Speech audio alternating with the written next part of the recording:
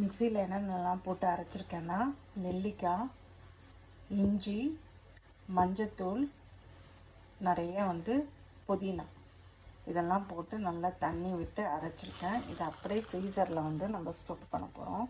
இதில் ஊற்றிட்டேன்.